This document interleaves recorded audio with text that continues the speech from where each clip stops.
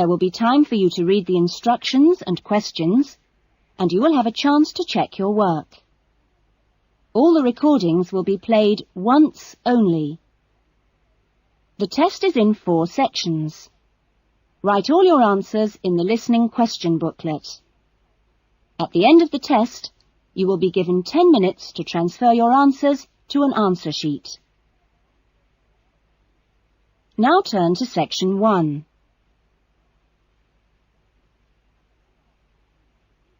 Section 1.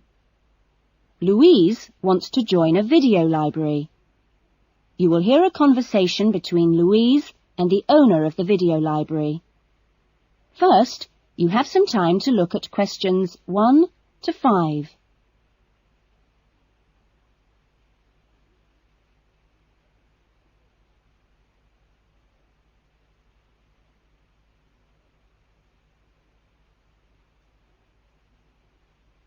You will see that there is an example that has been done for you.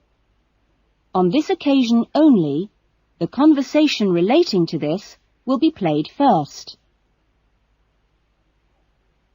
Oh, hello. I'd like to join the video library. OK, would you like to fill in the application form now? Yes, I can do it now. Hold on and I'll get a form. Now, I'll just ask you a few questions and then I'll get you to sign at the bottom. Right. What's your full name? Louise Cynthia Jones. Jones. Yes, that's right. Louise's surname is Jones, so Jones has been written on the form. Now we shall begin. You should answer the questions as you listen, because you will not hear the recording a second time. Listen carefully to the conversation and answer questions 1 to 5. Oh, hello. I'd like to join the video library. OK, would you like to fill in the application form now? Yes, I can do it now. Hold on and I'll get a form. Now, I'll just ask you a few questions and then I'll get you to sign at the bottom. Right. What's your full name? Louise Cynthia Jones. Jones. Yes, that's right. OK. And what's your address? Apartment 1, 72 Black Street, Highbridge. Black Street? That's just round the corner, isn't it? Yes. OK, so the postcode is 2085, right? Yes, 2085. And your telephone number? I need both home and work. Home is 9835-6712, and work is 9456-1309. Do you need any ID or anything like that? Yes, we need your driver's license number. That is, if you have one. Yes, I know it off by heart. It's an easy one. 2020BD. Do you need to see it? Yes, I'm afraid I do. Here. Right, thanks. And could you tell me your date of birth, please? 25 July, 1977. That's the most important part out of the way, but could I just ask you a few questions for a survey we're conducting? Okay. Before the conversation continues, you have some time to look at questions 6 to 10.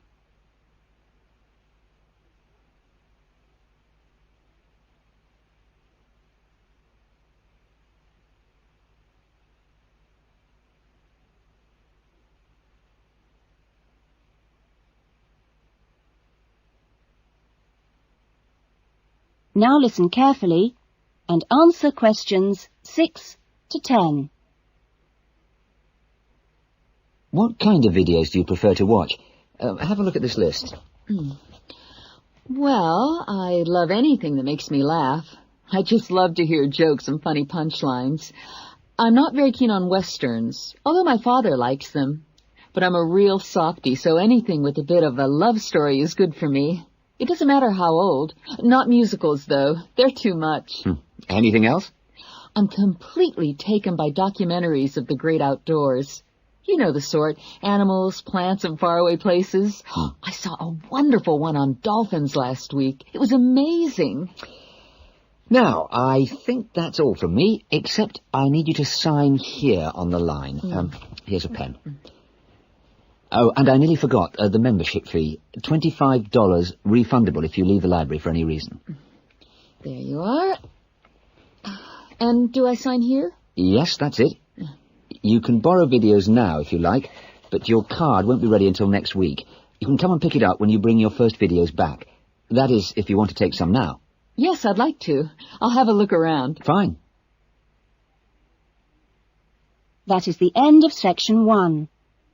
You will now have half a minute to check your answers.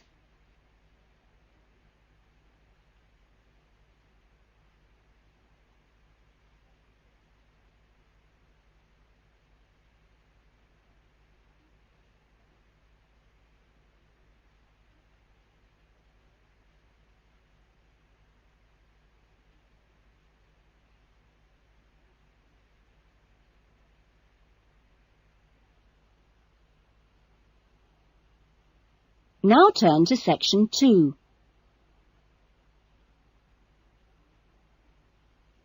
Section 2. You will hear a radio interview about an expedition across the Arora Mountains. First, you have some time to look at questions 11 to 15.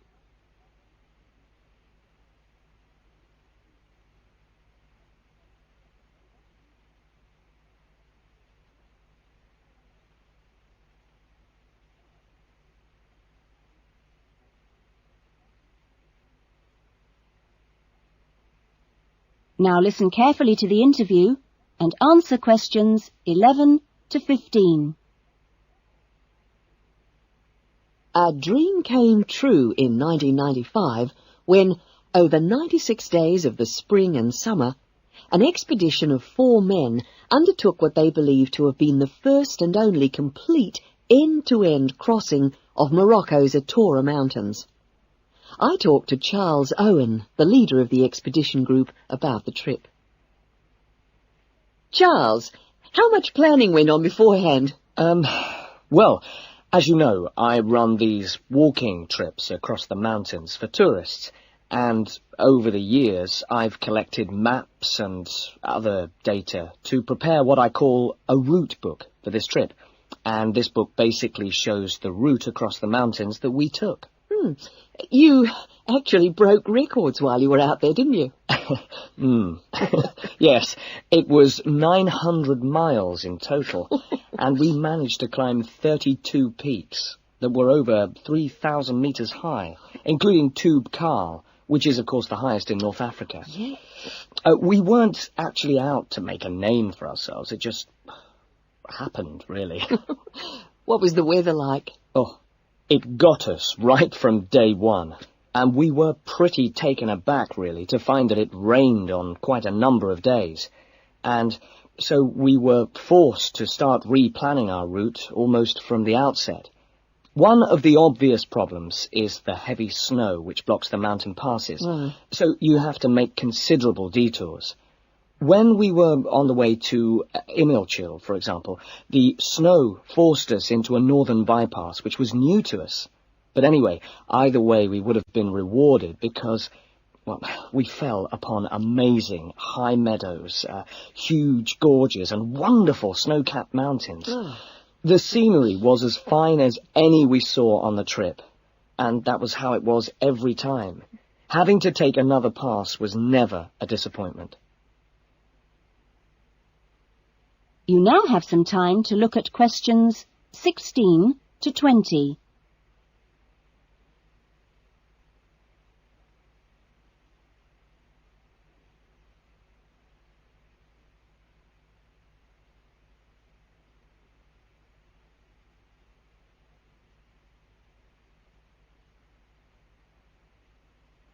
Now listen to the rest of the interview and answer questions 16 to 20. It was in many ways a social trip, wasn't it? Yes. We'd arranged to meet up with friends at various points on the journey. I mean, this was actually one of the purposes of the trip. And we managed to keep all these dates. which, well, it's amazing, really, considering the detours we made. An old friend acted as a sort of transport organizer for everyone, and the Hotel Ali in Marrakesh was a good social base. I'd really recommend it, although I can't remember who runs it. Anyway, groups of friends actually joined us for 3-week stints, and others just linked up with us. Some, whom we hadn't met before the trip at all, tagged on for short bursts, people from the area who just came along for the ride. But outside the major visitor areas like Toubkal, we only met one other group of travellers like ourselves in the whole 96 days. Were there any bad moments? Well, we took 2, I must say, long-suffering donkeys with us to help transport water and tents and things. Yeah. I suppose if we were to do it all again, we'd probably hire donkeys along the way. Oh. Taza and Tamri, as we called them, after the last places in the trip, well, they made quite a unique journey between them. But it was continuously demanding for them. On both the really high summits, they took diversions that were quite out of character, and I can only assume that it must have been due to tiredness. Well, thank you. And Charles has put together a video about this journey and continues to lead groups to the Arora Mountains. So if you want further information... That is the end of section 2.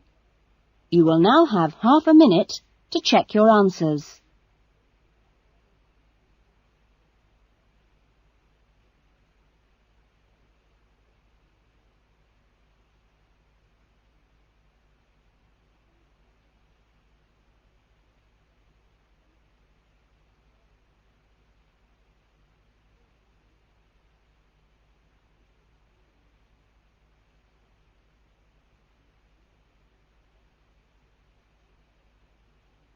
Now turn to section 3. Section 3. You will hear 2 new students, Jane and Tim, talking about their university studies. First, you have some time to look at questions 21 to 25.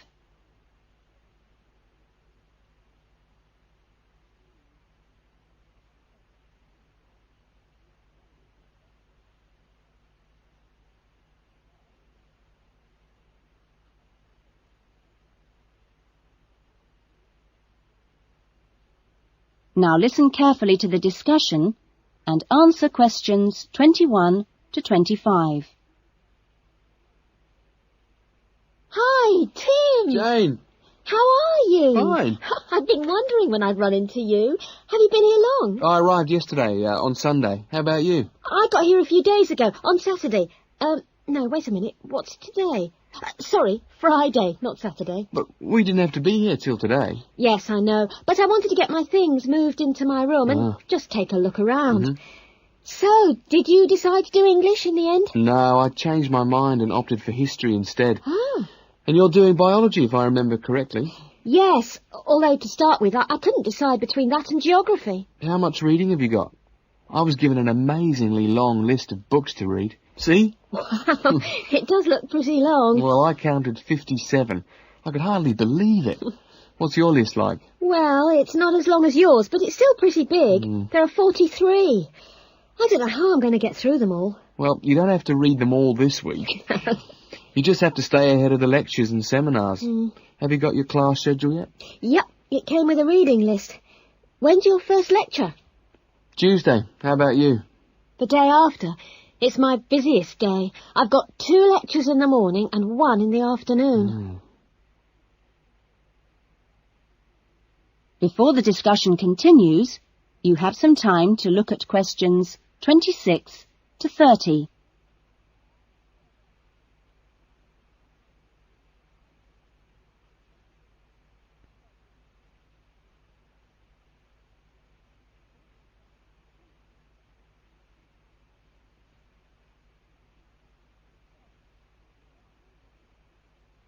Now listen carefully and answer questions 26 to 30. It's going to be different from school, isn't it? Yeah, particularly the lectures. Have you got any special strategy for listening to lectures? Well, I'm going to use a cassette recorder and record them all. What? Are you allowed to? Sure, lots of people do it nowadays. It means you can listen to the lectures all over again later and make really good notes. I couldn't do that. I like to take notes as I'm listening. I usually find I get all the important points. Reading is different, of course. My approach is to skim the book first to see what's important and what isn't. It saves hours of time. But what if you miss something? You don't mean you're going to read every word, do you? Well, that's what I usually do. Well, that's up to you, but I think you're crazy. Oh. What's your first lecture on, anyway? Oh, it's a lecture on the French Revolution. The French Revolution? How boring. Oh, it's not boring at all. It was an amazing period of history. It changed everything in Europe. So what's your first lecture about? It's about animal behaviour. It sounds really interesting. Look, I was on my way to the library. I'm going to get some of these books out and start reading for the first essay I've got to write. And what have you got to write about? No, you'll never believe it. I think our professor must have a sense of humour. He's given us the title, Why Study History? That's a good one. When you find the answer, let me know. No, I'm going to enjoy writing it. Have you been given any writing assignments yet? Yes, I've got to write about animal language. That sounds a challenge. I suppose you'll be off to the zoo to do field research. That is the end of section 3. You will now have half a minute to check your answers.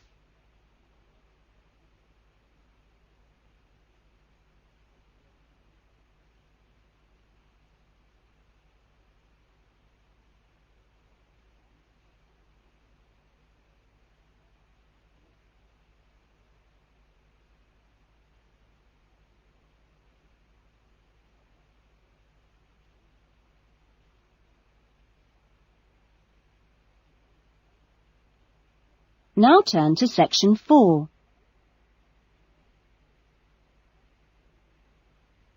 Section 4. You will hear a lecture being given to school leavers on the jobs people can get in sport and the training programs available to prepare for those jobs. First, you have some time to look at questions 31 to 40.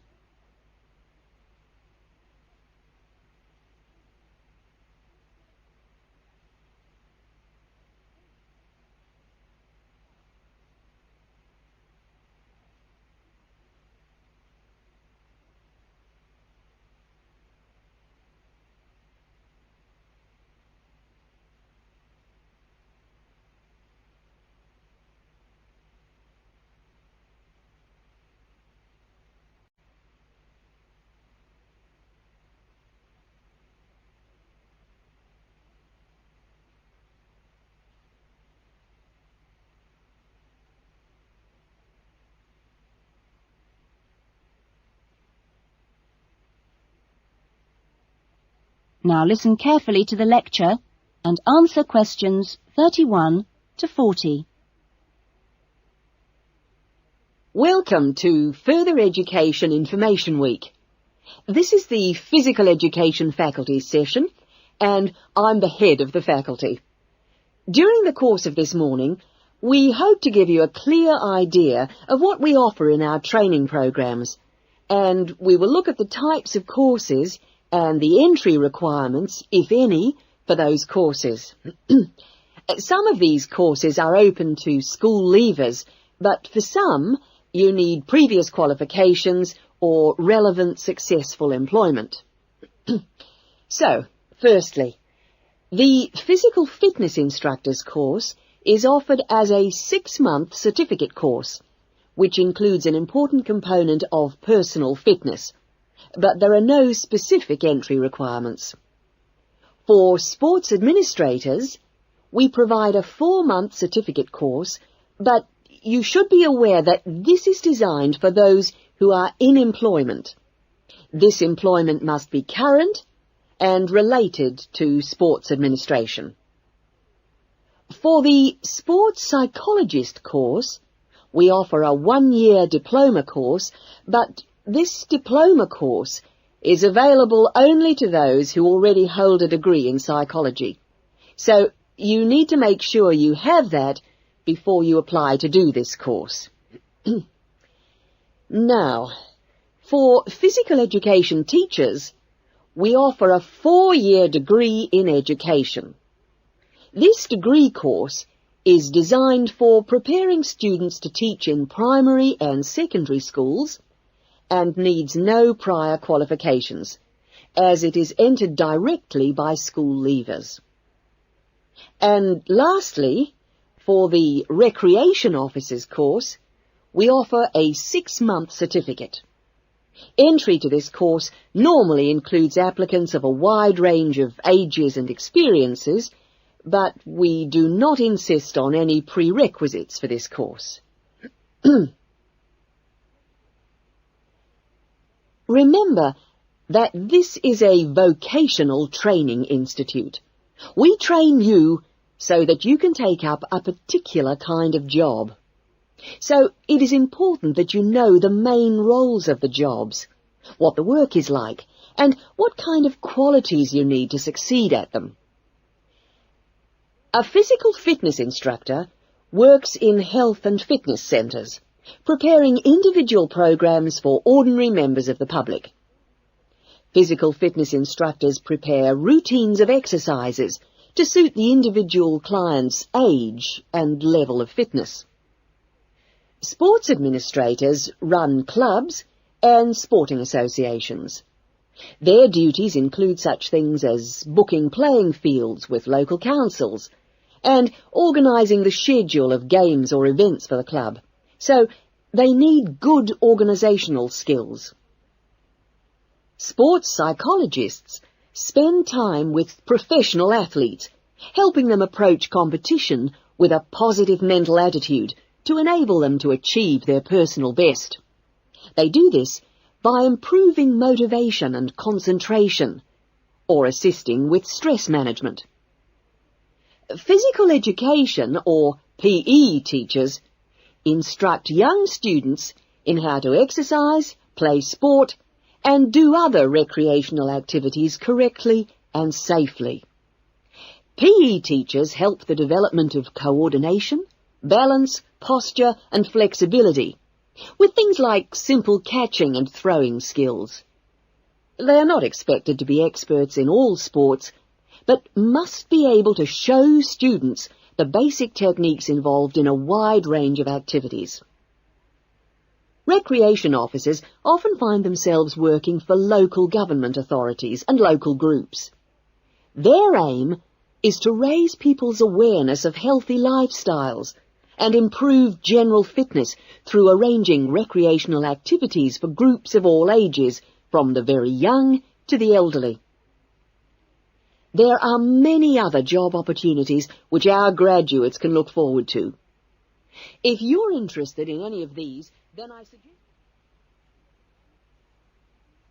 That is the end of section 4.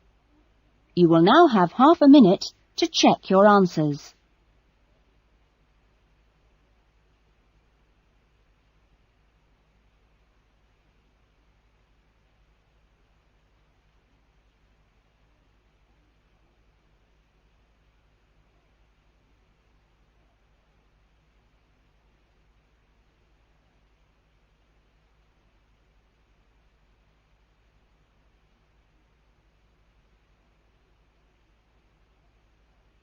That is the end of the listening test.